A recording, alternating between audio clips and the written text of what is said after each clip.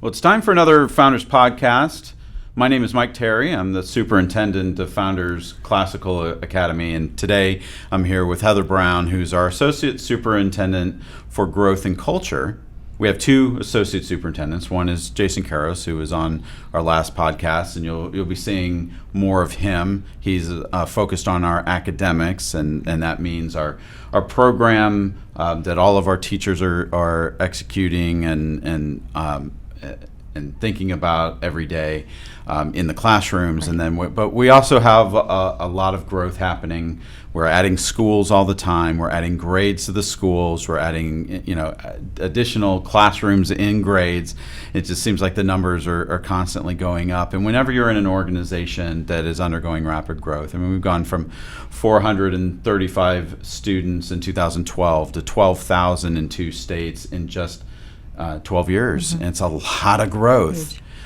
You have experience with growing schools, yes. Both with Founders and with John Adams Academy in California. Mm-hmm. And you've also thought a lot about culture because the two are tied together, right? Mm-hmm. You have to think about, when you grow a school, what's going to happen when you get all these people together in one place? How are they going to interact? What's going to be distinctive about the lives that they lead when they're at the school. And so a focus on culture is really important. There are many aspects of culture that we can talk about, but we use that word a lot. Mm-hmm. What's going on in the culture at large, and what's the American culture? How's it different from French culture? Right. And so we say the word, and I'm not even sure that most people could really define it. Mm-hmm. So I thought a good place to start is just beginning by getting your viewpoint on what culture is. Great. Yeah, and I'm excited to talk about culture today. It's near and dear to my heart, and I see it as such a critical component of our campuses and our schools. And it extends not only from the campus, but into the homes and the family and the extracurricular activities. So culture really is an important piece. And I like to look at culture and really believe that the key components of culture on a school campus specifically really are it's the traditions that the school builds. It's the tone of the campus, how students interact with one another, how they interact with their teachers, how they interact with their parents.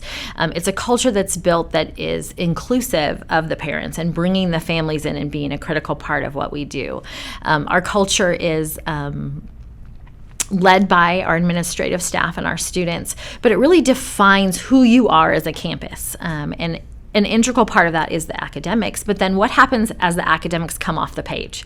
How does that impact the students and their behaviors and their relationships? And then the things we do outside of the classroom or outside of the academic activities that then bring to life and sort of cement the things that we're instilling and cultivating in the students. Right, but there's also a why behind the culture. Absolutely. Right? You talked, just alluded to the what. I'm sure we're going to dig into it a little bit more, but I think we tend to think of culture just being organic. It just sort of, there's things that you value and things that you want to see in the places you live and work, but a lot of people don't think about the why. Mm-hmm. And to me, the point of all of these things, these traditions and routines and celebrations and expected behaviors and how do we treat each other, it's all for a purpose. Right. It's all to get your group of people, whether it's your community or your school, to a particular place. And for us, it's the formation of human beings. Mm-hmm. It's a formation of these students into the knowledgeable, virtuous, and liberty-loving adults that we want them to be. I mean, that's why we're here. Mm-hmm. Our goal is that then our students will then become adults who will impact our society for the better. And I think it starts with what do we show them within our schools in terms of how to conduct themselves, and how do we embed those kind of ideas and practices mm-hmm. into their thought life. It's just the way they operate, right? Mm-hmm. So to me, that's the point of culture. Right. And I think that's a perspective that a lot of people don't consider mm-hmm. at all mm-hmm. when they think about, how should we be and what should we do and what should we celebrate? Mm-hmm. It's really just based, maybe on preference. And does that get us anywhere? I want to highlight something that you said. that really I think is impactful, and it's where we start when defining and building a school culture. And you talked about that we see each student as uniquely created as individuals and as humans. And we're looking to develop and cultivate humans that flourish. And so you start with understanding that each child is unique and special and has talents and abilities and challenges and things to overcome, but you look at the students as individuals. So it's not like we're trying to herd a bunch of cattle or cats or whatever you want to say through our campus. We're not doing sort of an assembly line. We give them what they need, they get the education, they graduate, they move on in life. But there's this intentional cultivation of who they are, an intentional cultivation of culture at our school. And so it has to be intentional, and it has to be on purpose, and it has to be specifically designed for cultivating flourishing humans. And so as you view your students not as sort of just this mass of people in your campus, but as individuals, it changes your perspective on culture, because it gives it an intentionality and a purpose far beyond just maintaining a quiet classroom and making sure that they understand the math concept that you're teaching that day and making sure that nobody gets into a fight in a cafeteria, right? Those are sort of behavior management principles. But we're saying these are children and humans that we are investing in, knowing that we have a long time goal for those students and that we're looking far into their future, because we know one day they're going to step into a voting booth, or they're going to raise a family, or they're going to go into a place of business and have an impact that we want them to be able to flourish in, and to be able to then impact and maintain a free society, which is so critical and important for us. And so when you have that long-term vision in building culture, it gives you a much different intentionality and purpose in it than simply, we just don't want the kids to get in a fight in the lunchroom. Right. So tell me a little bit more about that. When you're thinking about culture, what are some of the things you want to do? What are some of the things that you see as being challenges? Well, I think first and foremost, we want our campuses and our school to be a place that a student comes and they feel that it's different than the world around them. I think our schools should in some way be an immersive experience. We hold dear the ideas of truth, goodness, and beauty. And those are key components to what we do on our campuses and what we're infusing and instilling in our students. And as a result of that, we want the students to walk onto our campus and we want it to feel different. We often have parents say that to us. I don't know what's different here, but there's a feeling that's different. Well, that feeling is our culture. That feeling is that we are setting a standard and an expectation for a behavior and a decorum for our students, not as sort of an arbitrary rule, but we're developing that within them. We want them to view their peers and their teachers with respect and with care. And so we're modeling that for those students. And then we're teaching them that. We're reading stories about virtues. We're having conversations about respecting.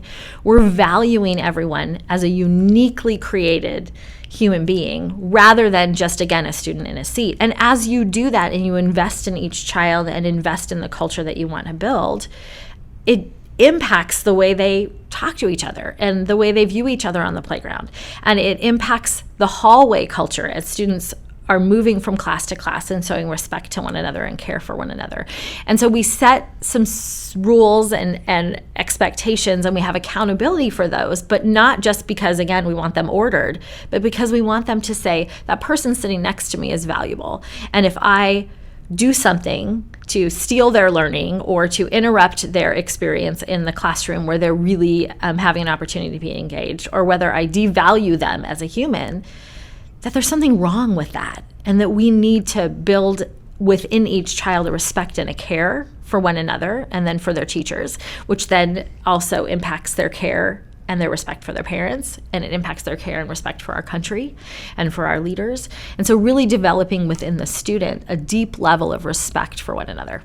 You know, it's interesting that you say that parents come and they can see a difference in the schools, and maybe they've visited multiple schools, they're thinking about the ones that their children have been in.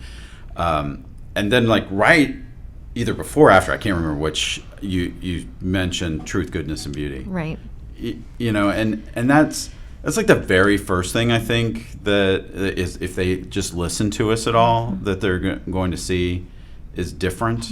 We live in a society all throughout Western civilization where truth is a relative concept. It goes back to Hegel and Marx, and that the individual was elastic and could be formed to different purposes, all with this kind of utopian view in mind that we keep building, and then we'll tear it down because we've gotten so far we can't get any further, and we got to tear it down again, and truth becomes whatever you decide it is, because because there has to be somebody there to say, well, we've gotten as far as we can, now we need to wreck it and start over. Well, that's an individual judgment, and people don't think about Hegel and Marx very much, and we could do a whole podcast just on their impact on the way of thinking. But before them, it was pretty much just accepted that truth was outside of ourselves, that it was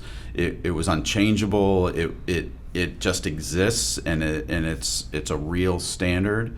We called one of the transcendentals that again just it self exists. And when no one cares about that, and everybody is living out his or her truth, of course it's going to be different if you come into our environment and say no. And I think that when parents ask me, well, what truth are you talking about? I can just start with human nature. We say that a human is different from an elephant. And we don't say an elephant kind of changes what it is over time. An elephant is an elephant, and a cheetah is a cheetah. And we expect the same kind of behaviors out of them. People are no different. Now, there are some differences with people. We're rational. So, that's certainly, I'm not saying an elephant is irrational, but we can think at levels that, as far as we can tell, the animals can't. So that sets us apart. But when you don't think that a human nature is a certain thing that can be described, then it can be anything. Right. You could be a cat today if you wanted to, and I could be a space alien. Who cares? It's up to me to define that. And so along with that, right, are all the things that human beings ought to do. We talk about virtue, and which is tied to goodness. And so I think that when a parent comes to us and they see these things, or they hear us talk about it and then try to live them out the best we can, it should be different. But it's a little shocking to me that they say it's different. I know it is. I mean, I know that our society thinks truth is relative. I know that. But it's a different thing to live in an environment where everyone acts as though it is. And I don't live in that environment. I don't surround myself with people who think that anything can be whatever they want it to be. It's delusional. It's not the real world. So, how do you think we take that idea and create a culture that is knowable, is predictable, and gets us towards that end? I know there's a lot there, but there is. But, Mike, one of the things that I want to kind of attach to is the idea of truth. And truth in its absolute form, right? Truth as absolute creates these beautiful boundaries for kids. And then it creates a sense of security for students. And one of the things that I've seen as we create this, I don't want to say create because it exists, right? And we believe that it's true, and we believe that there are truths. As we fall into the understanding and the support on our campuses that there is truth and that there are absolutes for our students, there's a sense of freedom that comes to those students, and that's something beautiful. And it's this society of school where, as the students understand their boundaries and understand this is true and this is right and this is not right, they become free to be who they truly are, and they become free. How would that play out? So just let's use the idea of lying and truth. Right. I think that's a great place to start, right? Okay. We're talking about truth, but let's look at it with a student and in the area of honesty, right? Honesty has become very subjective in our society. And when do we tell the truth and when do we not tell the truth? And when a student understands the idea that if I'm truthful and honest, there could be a consequence, but there's beauty at the end of that because I've learned something, or I've moved forward, or I've respected you as my teacher or as my parent or as my peer. And then it builds a beautiful relationships. Students walk through that process. And at the end of that process, when they're still valued and they're still cared for and they're still loved and they've learned something, it does It gives them a sense of confidence and security on our campus. We're in a world right now where so many students are insecure. So many students are questioning who they are, what they stand for, where they come from. And if we can say, we're going to help you understand those truths and those standards, and then within that understanding of it, our students flourish because they say, now I know who I am. Now I'm confident in what I can and can't accomplish, and I can do hard things, and I can try things that I've never tried before, and I can have grit, and I can take risks. And what we see is then students in our upper school, in our middle school and high school, as they begin to understand who truthfully they are and have confidence in that, then they just take off in their academics and they take off in their relationships and they want to be leaders. And we're growing this sort of small society that then is going to leave our campuses and make an impact in a confident and strong way because they're sure about what they believe and they're sure about what they think. Instead of everything being, well, I don't know, and do I feel this way, and what does my phone tell me it should be? No, this is what it is. And be confident, secure in it, and defend it, and think about it, question it, but then find those answers and do something with them. Right. It sounds very old-fashioned. Traditional, yes. Yeah. But truth is old-fashioned because truth is timeless, right? And so you can't put a measure on that. So do you really think that America's youth is that unmoored? Like they don't know what they're supposed to be? I do. And I've been in education for a long time, and I will say over the past 15 years, I've seen a change in students. And I've seen them questioning things that I've never seen them question before. They're questioning who they are. They're questioning whether, not just what their purpose is, but do they have a purpose? Mm-hmm. Why are they here? We see statistics all over the place that tell us that students are more insecure about themselves, that they're not sure who they are, that they're not sure that they should still be around. Suicide and talks of suicide are at an all-time high for our student population. And a lot of that is because they don't have an anchor. If they don't have any absolute truth, they have nothing to hold on to. And when left to allow social media or the television or the posters and billboards in the shopping mall or the advertisements that they look at to try to define who they are or find a place in the world, they're just sort of blowing in the wind and they don't have anything that's anchoring them or giving them truth. And so I think it's really important that we provide a place where a student can find truth and can find something that's secure and that's anchored and that's steady to study themselves against. Yeah. Well, the prospect of that, what you just described, is frightening to me. It is. With millions of school children in this country in schools that don't care to teach them what a human being is and what they are to be like, that I can just imagine, they're going to get blown by any wind in any direction, which I think would be terrifying. And we know that when people are scared, they look for authorities to tell them what to do. And suddenly you have, and maybe it's not suddenly, maybe it's one of those things, that is gradual to the point where it involves so many people looking for someone to tell them what to do, that you get awful leaders who come along. Right. Our tyrants. Jason talked in our last conversation about Leviathan, this idea, this massive, whether it's an individual or this massive state that just takes everything over because, people aren't going to take care of themselves. They don't even know what they're people in a way, right? And it's frightening to see what happens to a society when those sorts of things occur. I mean, we saw that in France during the Great Terror. You see that in Russia and during the Russian Revolution, in China, and the idea. I mean, I think we have the idea that it can't happen. It can't happen here in the United States, but without a sense of who you are and a sense of virtue, which drives you to seek good for yourself and for others, independent of any government entity. I mean, when you lose that, what's to stop it? You're going down that road, and it can happen anywhere. And I think if you look at history, I mean, every great civilization has fallen for that reason. I love that you bring that up because we're very intentional in our curriculum about exploring those things in history and talking about those things with students and helping them understand what history looks like, and then helping them consider where they fit into that and what they're going to do to protect their future and their children's future from those very things happening. But it's interesting, as you're talking, I'm thinking about a typical 7th grade student, right, who's really worried about what they're wearing to school that day, or what their social media says, or what their best friend or the person sitting next to them in math class thinks, right?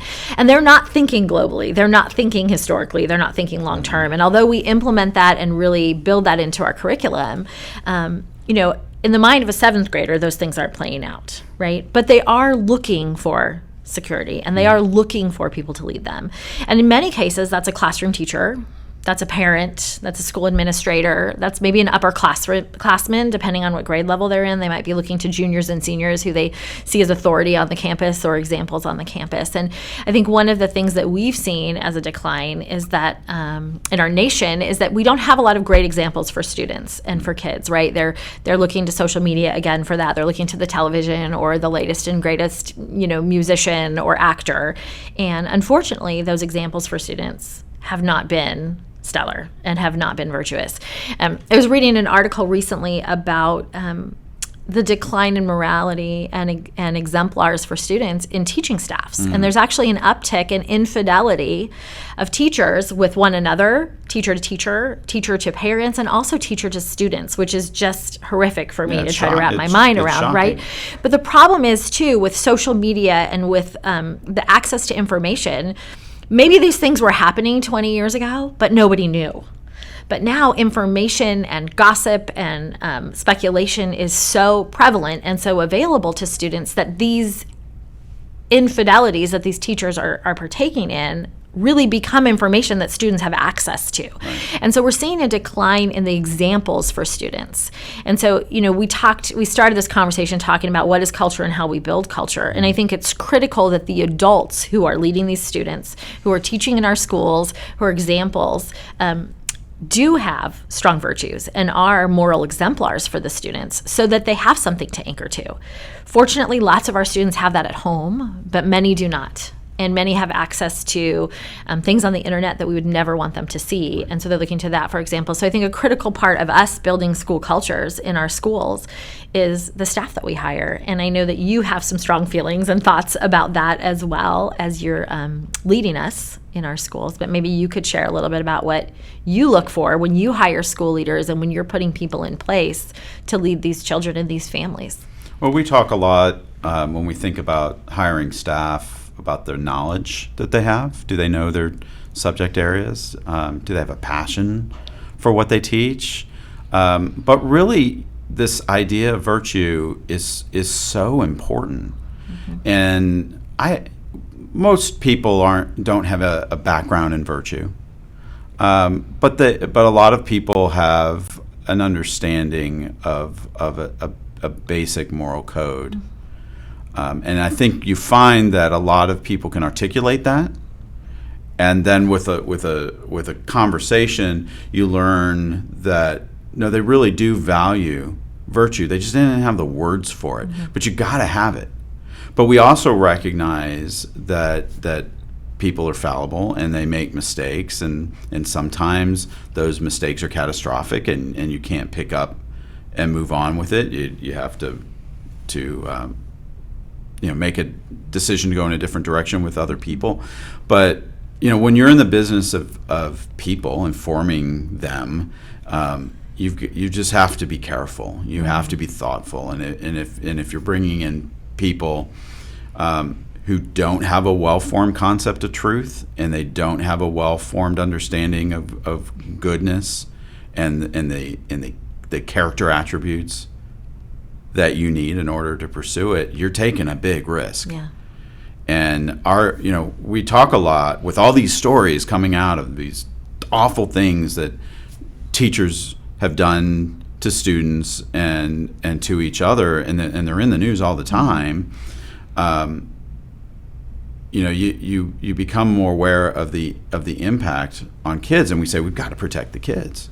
Well, in my view, we have to protect them from relativism. We have to protect them from people who will come in and say truth doesn't matter, or my truth is my truth and your truth is your truth, and it doesn't matter that they're not the same, except that I feel offended a little bit by the fact that you're not accepting my truth, and so I'm going to stew, and at some point, I'm going to come and get you because you have a different truth. Meanwhile, you're thinking the same thing, right? Because none of it matters if truth isn't objective and outside of us.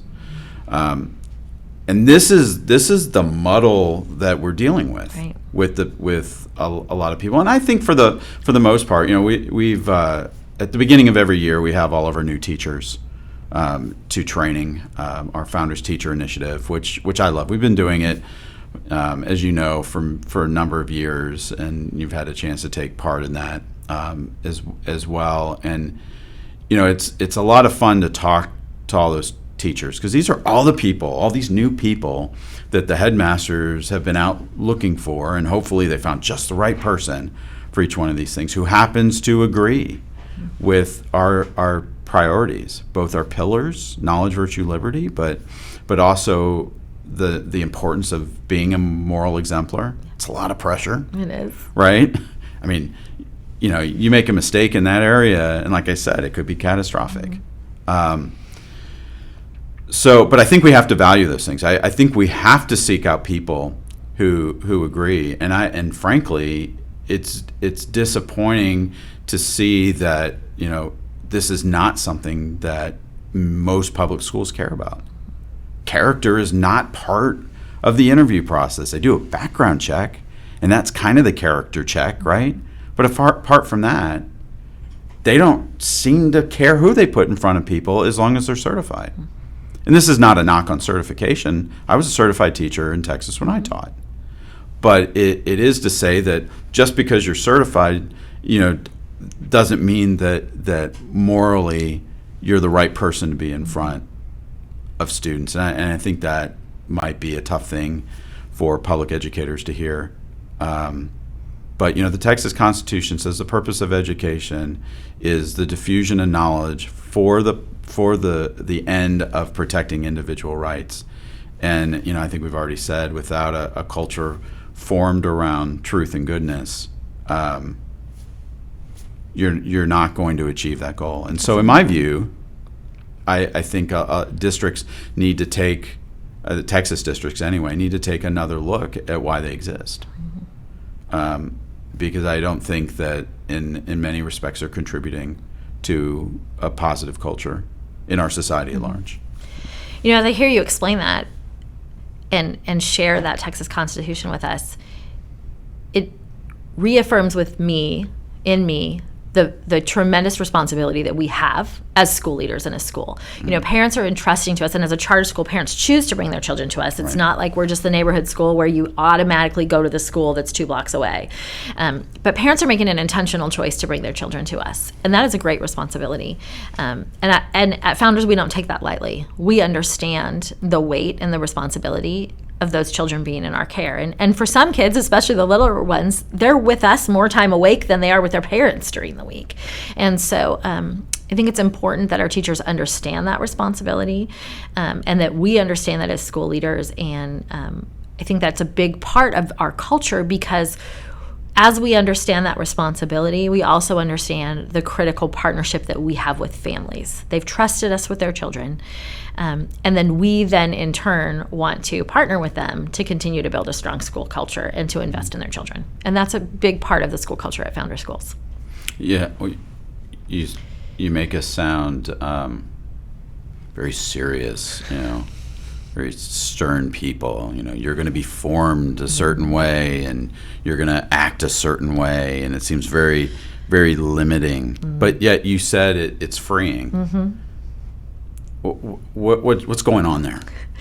I think that at times classical schools get a bad rap, Yeah. right? You get this expectation that it's traditional, and we've talked a little bit about things being old-fashioned, right? And I Right. think the perception might be that that means stuffy and staunch, and uniforms require students to, sit in a pious, stance for the day, and that's not it at all. And in fact, we believe, and we know it to be true, that through wonder and exploration and joy, that students learn and flourish. And you can still set high standards and expectations for both behavior and academics in a culture that is joyful and wonderful and celebratory. And I feel like you get a lot more out of students from that, because as they understand their boundaries and as they understand the expectations that they have, there's this beautiful freedom within that to take risks and to try things and to bring alongside your peers and your friends to do that. And so we spend a lot of time celebrating our learning. We spend a lot of time celebrating accomplishments. And the beautiful thing is that when you do have a school culture that respects one another, you have the freedom to do that. My teachers aren't spending all of their days trying to get children to sit down or to be quiet or to even engage in the lesson. The lesson's so exciting and engaging, and when you have the respect of the students in place, then you're free to allow the students to explore and do much more, because you're not really worried about them standing on a desk or pushing someone over or using an unkind word.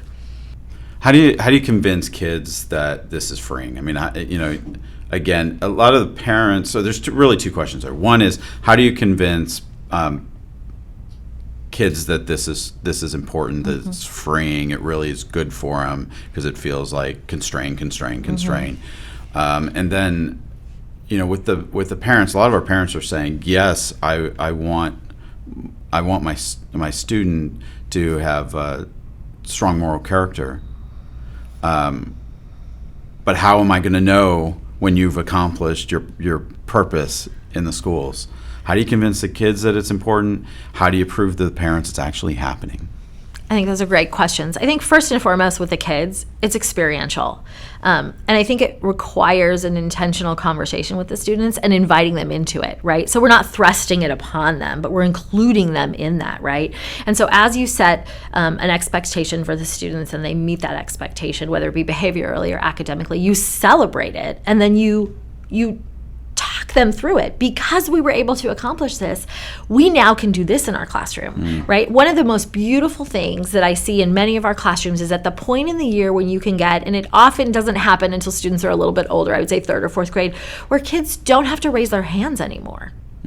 Because they've developed such a sense of respect and deference to one another that for example, if you were to say something, I would stop talking and listen to you, and then you would stop talking and you would allow me to speak, right? Adults don't have to raise their hands in conversation. Right. And so as students develop the respect, the teacher can say, we're gonna have a conversation. We don't have to raise our hands, and let's just show each other care and respect.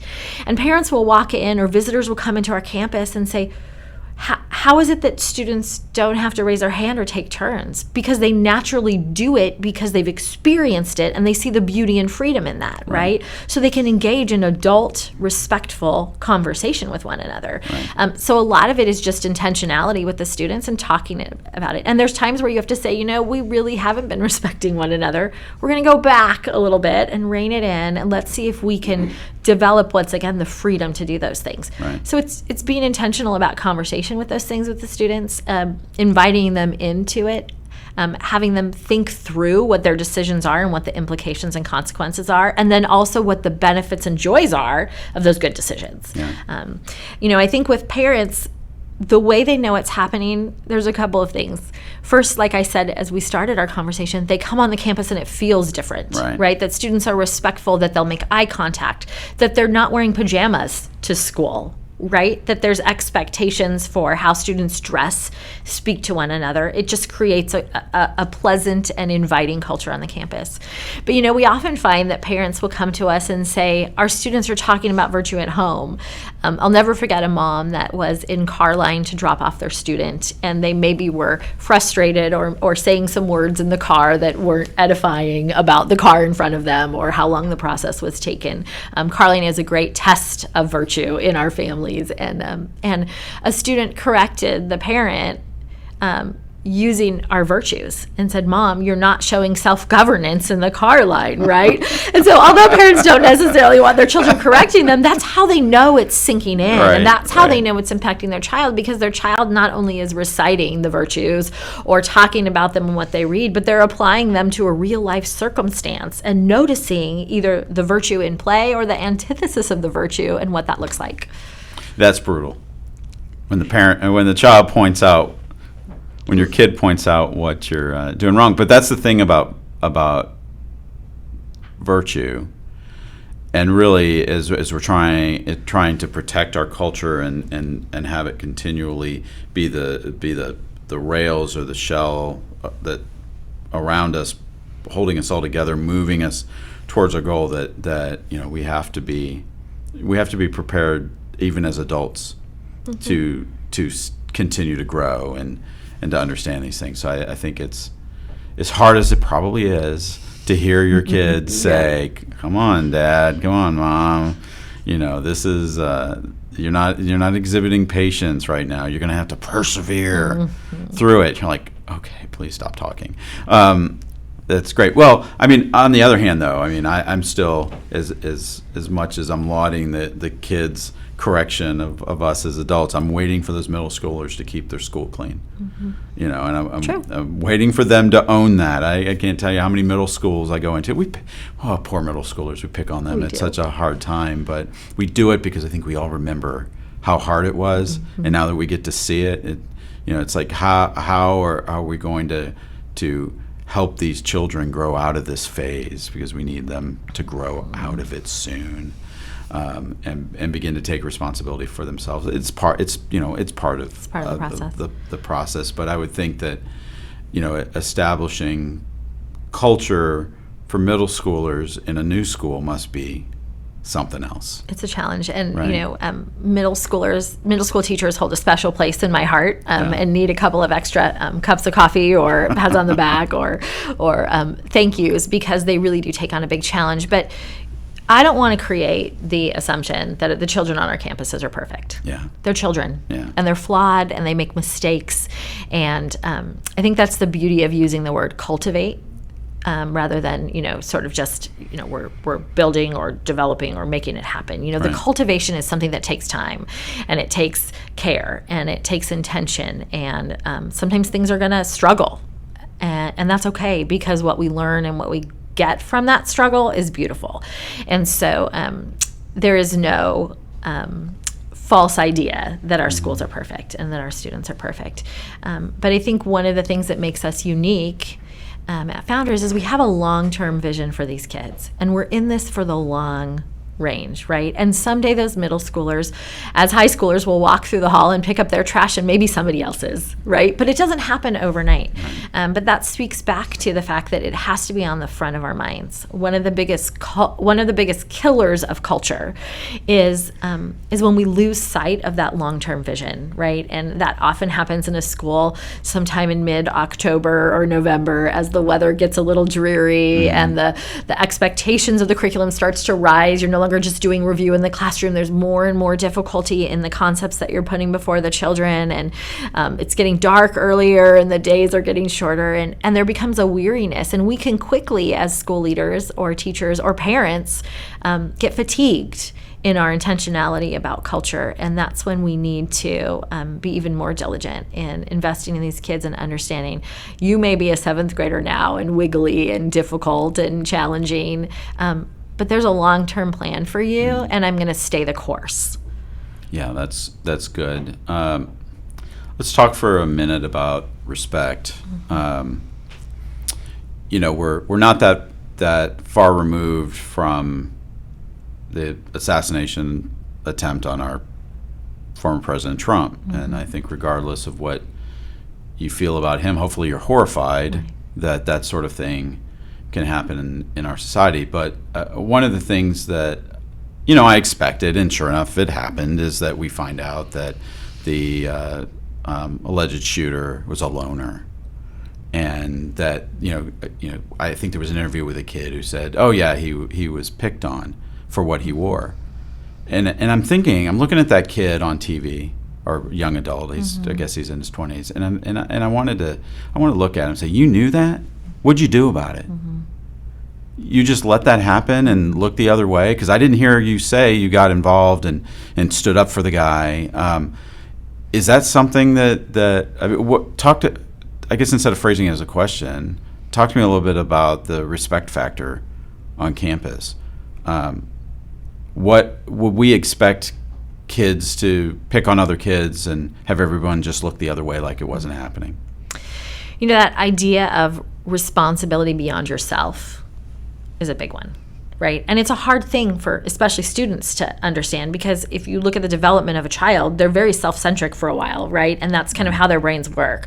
But one of the challenges that we see, again, with students being on their phone all the time, being involved in social media, just turn on the television, most comedians, most memes or little videos that they're watching are making fun of someone. They're demeaning someone else. They're laughing about things.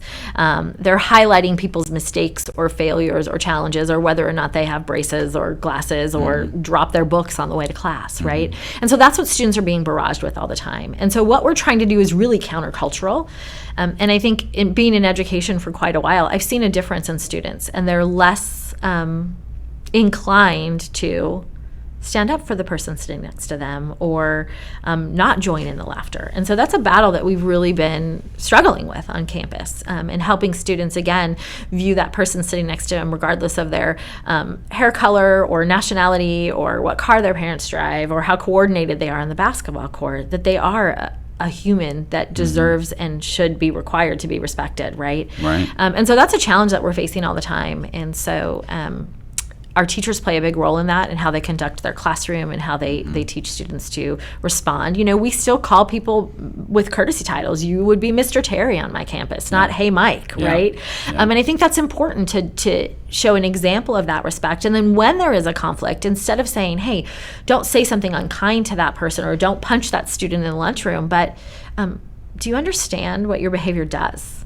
And that person that you just spoke to is valuable, and that they have something worth sharing, right? So not making it, again, about behavior management, but making all of those conversations intentionally about the uniquely created human who's sitting next to you, who you may have harmed, and really understanding what that means and what that does. And then for the bystander to understand their role in our society, whether it be the society of the lunchroom or the second grade classroom or the state of Texas, right, or our country, that they have a role in that, and they have a responsibility to those sitting next to them. Yeah, I appreciate that you said this is something that we maybe we struggle with a little bit, or we work on, because it's hard to teach respect. It is. And it's not something that, just because we have classroom rules or they're wearing uniforms, that suddenly, or even that we use courtesy titles. These are all things we do to habituate,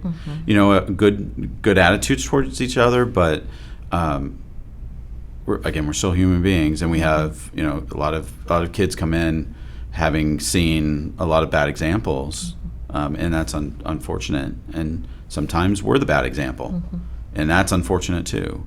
But we do take it seriously, and we work on it. I mean, we don't want situations like we saw in Pennsylvania recently, where the 8th grade students are making fake TikTok accounts of their teachers, and then most likely using them to mock their teachers. It's a basic lack of respect. Now, it's possible the teachers earn that lack of respect. I can't speak for that particular district, but I know you hear teachers all the time talk about that lack of respect, but then you see videos of teachers and the way they talk to students, and hopefully we're talking to students with compassion and understanding. I know we lose patience sometimes.